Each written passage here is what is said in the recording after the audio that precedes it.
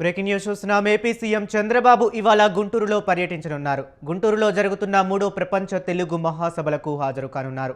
హైదరాబాద్ నుంచి నేడు సీఎం చంద్రబాబు గుంటూరుకు చేరుకోనున్నారు. తెలుగు భాష గొప్పతనం గురించి ప్రసంగించనున్నారు. ఇక ఇదే అంశం గురించి మరింత సమాచారాన్ని మా కరెస్పాండెంట్ వీరస్వామి గుంటూరు నుంచి అందిస్తారు. వీరస్వామి, చెప్పండి. గుంటూరులో జరుగుతున్న ప్రపంచ తెలుగు మహాసభలకి ఈరోజు ముఖ్యమంత్రి నారా చంద్రబాబు నాయుడు విచ్చేస్తున్నారు. హైదరాబాద్ నుంచి గుంటూరు నగరానికి హెలిప్యాడ్ ద్వారా విచ్చేస్తున్న పరిస్థితి నెలకొంది. దీనికి అంగరంగ వైభవంగా మాత్రం బారికేడ్లు కూడా, అదే విధంగా చూసుకున్నట్లయితే మాత్రం ఫ్లెక్సీలు కూడా ఏర్పాటు చేసిన పరిస్థితి నెలకొంది. ఇప్పటికి చూసుకున్నట్లయితే మాత్రం భారీగా తండోపతండాలుగా జనం ఇక్కడికి విచ్చేస్తున్నారు. తెలుగుని ప్రపంచ స్థాయికి చాటి చెప్పే విధంగా మాత్రం తెలుగు మహాసభలు మాత్రం జరుగుతున్నాయి. దీనికి మాత్రం చూసుకున్నట్లయితే మాత్రం మారిషస్ అధ్యక్షుడు దేరం గోకుల్ కూడా ఇక్కడికి వచ్చిన పరిస్థితి నెలకొంది.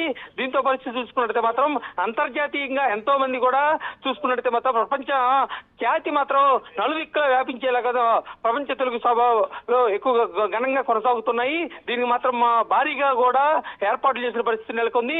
2 రోజుల నుంచి మాత్రం ఇక్కడికి ఇతర రాష్ట్రాల నుంచి కూడా, కేరళ, ఉత్తరప్రదేశ్, పశ్చిమ బెంగాల్ నుంచి కూడా ఇక్కడికి వచ్చిన పరిస్థితి నెలకొంది. వీటన్నింటినీ తాజా పరిణామాలు చూసుకుంటే మాత్రం ఈ రోజు ముఖ్యమంత్రి నారా చంద్రబాబు నాయుడు ఇక్కడికి విచ్చేస్తారు. విచ్చేసిన తర్వాత అనంతరం మాత్రం భారీగా ఏర్పాటు చేశారు. పోలీసులు కూడా భారీగా బందోబస్తు ఏర్పాటు చేసిన పరిస్థితి నెలకొంది.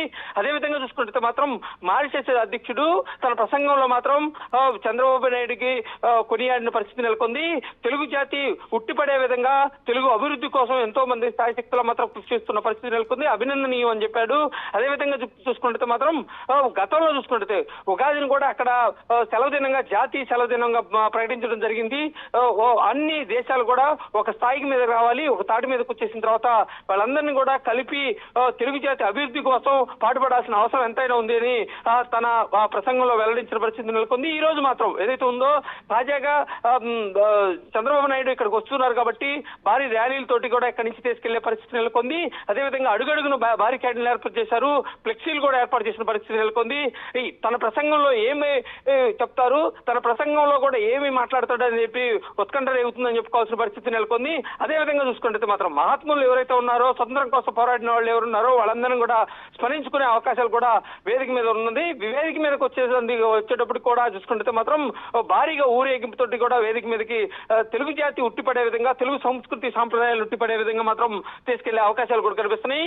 11 గంటలకు మాత్రం సీఎం నారా చంద్రబాబు నాయుడు తెలుగు ప్రపంచ మహాసభలకు హాజరు కావుతున్న పరిస్థితి నెలకొంది. ఓకే వీరస్వామి, చంద్రబాబుతో పాటు ముఖ్యంగా చూసుకున్నట్లయితే ఏ ముఖ్య నేతలు పాల్గొనే అవకాశం కనిపిస్తుంది? ప్రధానంగా చూసుకుంటే మాత్రం స్పీకర్ అయ్యన పాత్రుడు మొదటి రోజు వచ్చారు. ఇక్కడ చూసుకుంటే మాత్రం లోకల్ గా ఉన్న నాయకులు ఏదైతే ఎమ్మెల్యేలు, దీంతో పాటు చూసుకుంటే మాత్రం మంత్రులు ఏదైతే ఉందో కొల్లు రవీంద్ర, అదేవిధంగా చూసుకుంటే మాత్రం అయ్యన పాత్రుడు కూడా ఈ రోజు కొన్ని అనివార్య కారణాల వల్ల రాగలేకపోతున్నాను ఇప్పటికే చెప్పిన పరిస్థితి నెలకొంది. దీంతో పాటు చూసుకున్నట్లయితే మాత్రం ఎవరైతే ఉన్నారో మంత్రులు అనగాని సత్యప్రసాద్, గొట్టిపాటి రవికుమార్ నేతలు కూడా హాజరవుతారని మనకు ఒక సమాచారం అందుతుంది. దీంతో పాటు చూసుకుంటే మాత్రం ఒకవైపు చూసుకుంటే మాత్రం మంత్రి నారా లోకేష్ కూడా వస్తారని చెప్పేసి ఇప్పటికే అంచనా వేశారు. ఎమ్మెల్యేలు ఇప్పటికే వేదిక మధ్య అతనికి పూలమాలతోటి అది ఘనస్వాగతం పలికేందుకు విచ్చేస్తున్న పరిస్థితి నెలకొంది.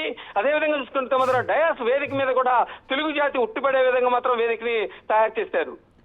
Okay, right. Thank you Veeraswamy.